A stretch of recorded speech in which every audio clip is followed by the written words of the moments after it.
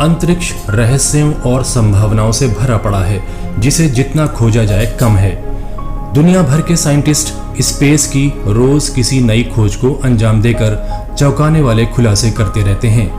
हाल ही में nature journal में एक स्टडी पब्लिश की गई, जिसमें एक चौंकाने वाली खोज का खुलासा करते हुए बताया गया कि स्पेस में एक ऐसी आवाज सुनाई दी है जिसका पैटर्न हूबहू दिल की धड़कनों जैसा है। हेलो दोस्तों, मैं हूं इरफान ह्यूमन और आप देख रहे हैं research news channel. Massachusetts institute of technology के Kavli institute for astrophysics and space research में रिसर्चर डेनियल मिलीची ने अंतरिक्ष से आई दिल की धड़कन जैसी आवाज की व्याख्या करते हुए बताया है कि यह आवाज यूनिवर्स में किसी दूसरी सभ्यता से आया रेडियो सिग्नल था, जो लगभग 1 अरब लाइट ईयर दूर एक गैलेक्सी से आया था।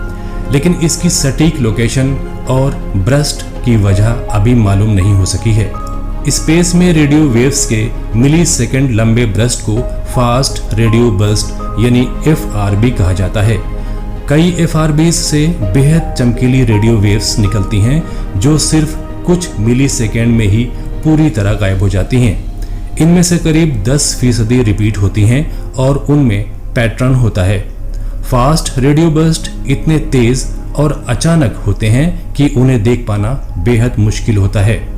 साइंटिस्ट बताते हैं कि दिल की धड़कन वाला पैटर्न FRB 2019-1001 नाम का ये फास्ट रेडियो बर्स्ट कई मायनों में अजीब था, जो 3 सेकंड तक रहा और जो किसी आम रेडियो बर्स्ट के मुकाबले 1000 गुना ज्यादा लंबा था।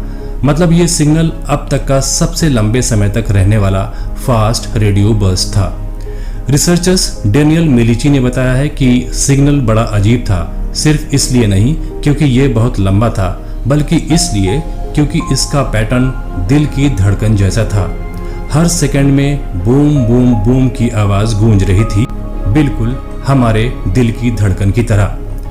स्पेस के इन रहस्यमयी सिग्नल्स को पकड़ने के लिए कनाडा के ब्रिटिश कोलंबिया की डोमिनियन रेडियो एस्ट्रोफिजिकल ऑब्जर्वेटरी में एक रेडियो टेलीस्कोप है, जिसे Canadian hydrogen intensity mapping experiment या संक्षेप में काइम कहा जाता है।